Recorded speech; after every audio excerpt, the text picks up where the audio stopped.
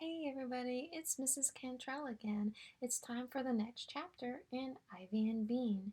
In the last chapter, Bean was hiding in a bush, trying to trick her sister by tying a $20 bill to some thread. However, her plan didn't go off quite like she planned, and she ended up getting in trouble with her sister. So then Bean faked being hurt, and Nancy went into the house to tell their mom. While she was gone, Ivy called across the street and told Bean to come to her house and they would hide.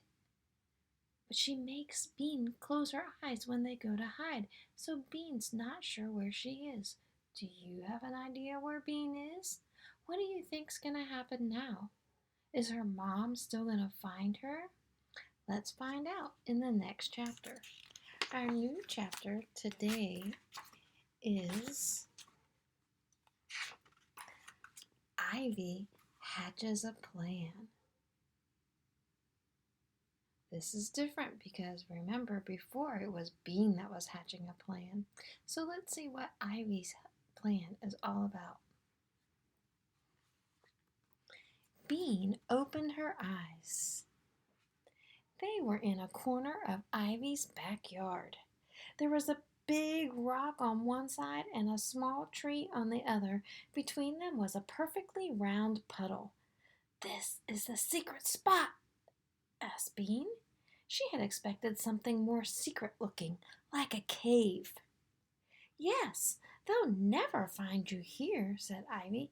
"You can stay for as long as you want. I'll bring you food." There they are in the secret spot.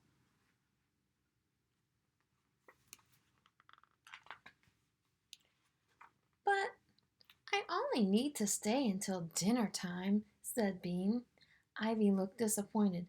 "I thought you wanted to run away."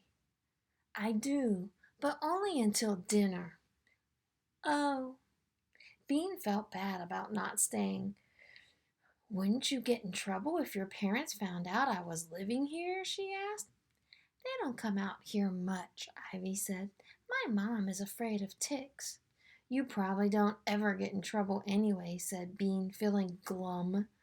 "I'm always in trouble." "I do too get in trouble," said Ivy. Do you know what that word glum means? Glum means she's feeling sad. "No, you don't," Bean said. "You read books all the time. You can't get in trouble for reading books."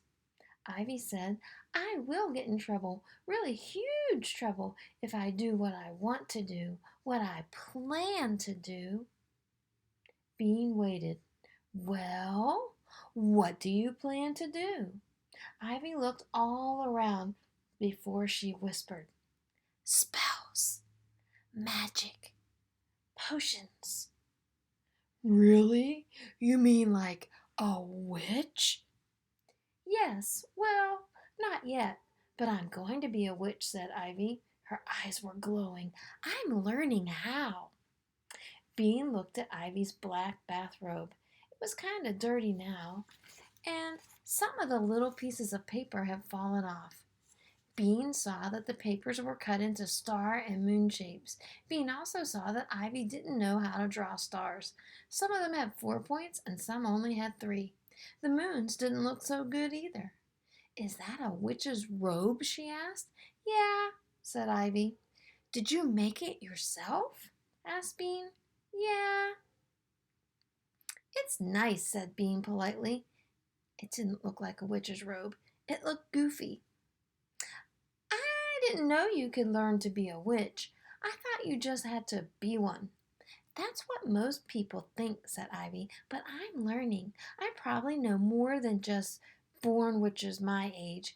I just learned this spell that makes you invisible." "Wow," said Bean. "Bean could use that for sure. Will you teach me? That would be great." "I haven't done it yet," Ivy admitted. "You've got to have a dead frog." "Oh." "It would be really mean to kill a frog." "Yeah." That's why I dug this pond. Ivy pointed to the puddle with her gold stick. I'm hoping a frog will come here and die. Bean didn't mention that it looked like a puddle. Wow, she said. What's the stick for? That's my wand, said Ivy. So up in the corner of the picture is the invisibility spell. Bean couldn't help it. She burst out laughing. That's not a wand. That's a stick painted gold. It is too a wand. Now Ivy looked mad. And you better watch out, or I'll use it on you. Bean stopped laughing. Use it how? I'll cast the dancing spell on you. You won't be able to stop dancing for the rest of your life. Like this. She started jumping up and down, kicking out her legs and waggling her arms. Could you really? Asked Bean. Ivy stopped dancing. Maybe.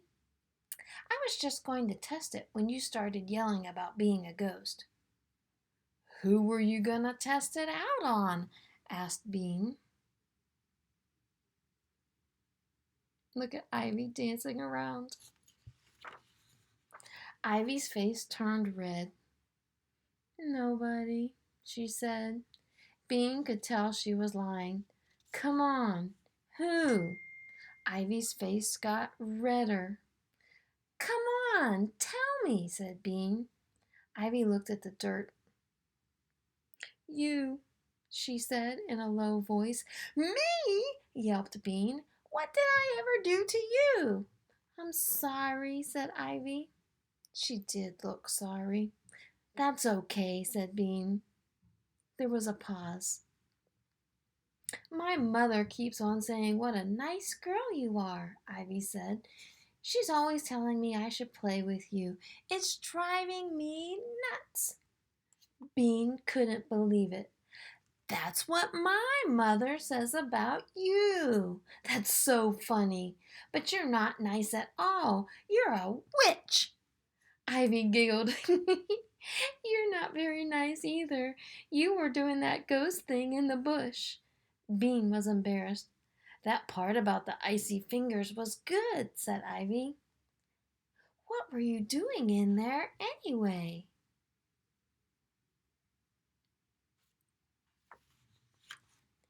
Bean sat down on the rock. I was waiting for Nancy. That's my sister. She's a total pain in the kazoo. I put $20 on a string, and I was going to pull it out of her hand when she reached down to pick it up. Ivy nodded. Is that why she got mad at you? No, she got mad at me because it was her $20. Bean felt glum again. Ivy saw that Bean was worrying. Are you going to be in trouble? Yeah, probably. I'm not supposed to mess with her money. Bean thought, you don't have a going back in time spell, do you? No, those are hard, said Ivy. She pointed at her pond. I wish I had a dead frog. That would be good, said Bean. But wait a second. What about the dancing spell? Could you put it on Nancy? So she'll dance for the rest of her life? How is that going to help you get out of trouble? Asked Ivy. It's not, said Bean, but it would be really funny.